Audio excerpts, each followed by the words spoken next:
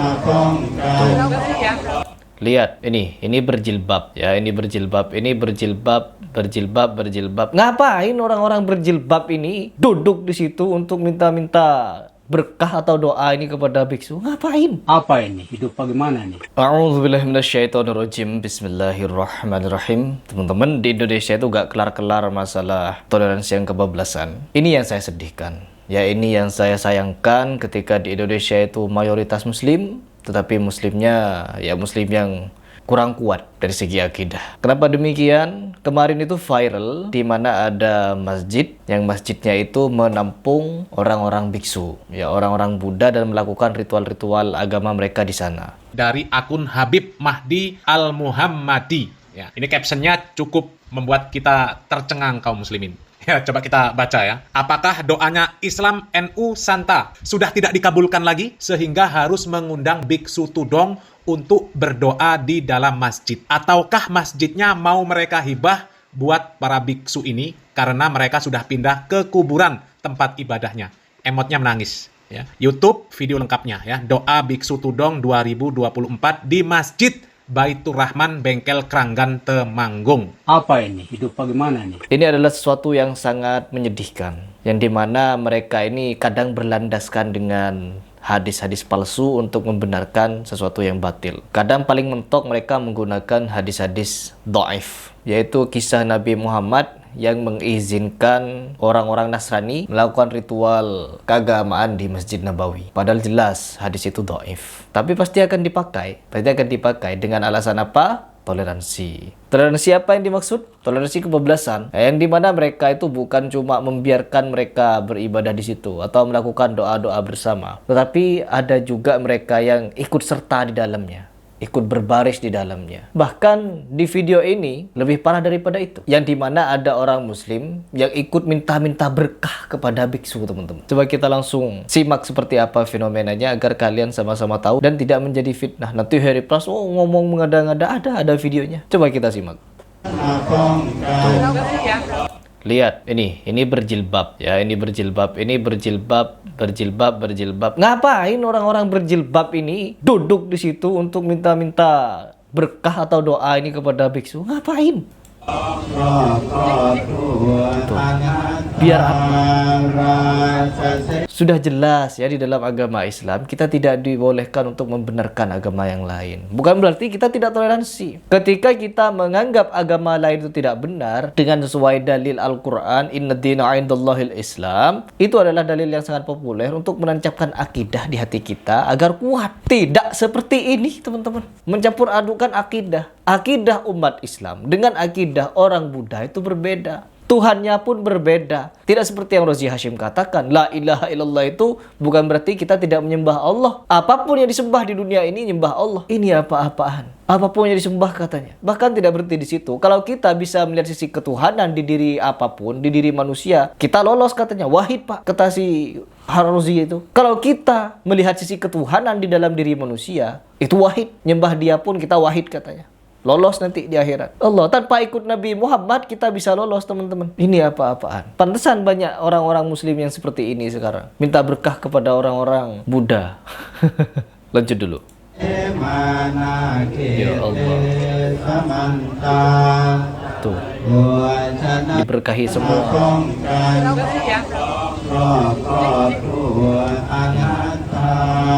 Ngapain?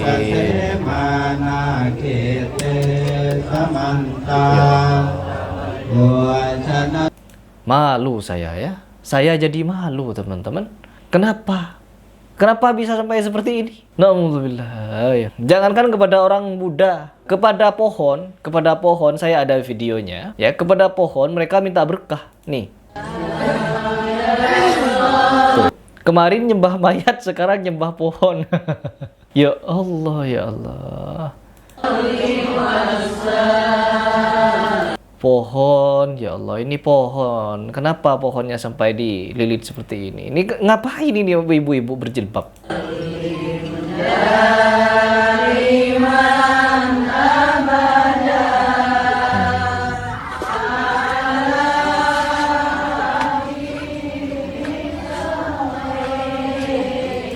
Di Di Indonesia itu memang seperti ini teman-teman, kebanyakan ya. Kebanyakan di Indonesia fahamnya masih percaya hal-hal seperti ini. Makam keramat ya, makam-makam keramat mereka percaya. Mahjudu umma ada jamaah makin lah tukum syin alham mahandi inna jamaah na'jira haban mahjum analikim inna masumu mataqaddama inna awalihi mahadda maqali inna ilaha wali inna masyama anni ya aishini inna wahmatan syah aluma antidana mataqam jamaah nisuna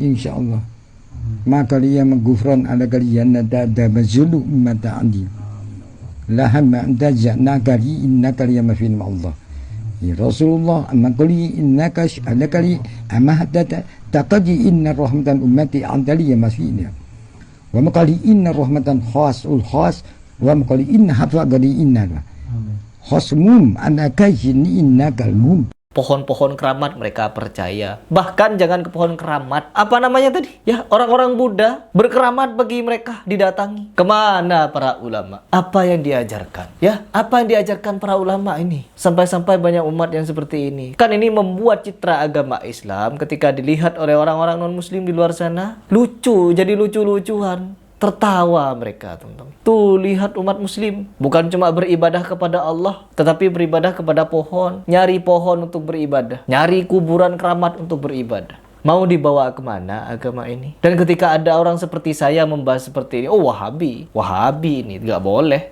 lolos kalau Wahabi. Sesat. Saya itu jadi heran. Yang selama ini diajarkan itu apa? Sampai-sampai beribadah pun seperti ini. Tapi ini sudah menjadi kebiasaan. Saya dulu ketika di kampung sering juga ikut orang tua ya. Ziarah-ziarah ke kiai, ziarah-ziarah ke ini, ziarah-ziarah ke itu. Ujung-ujungnya dibawakan bekal ya berupa apa itu?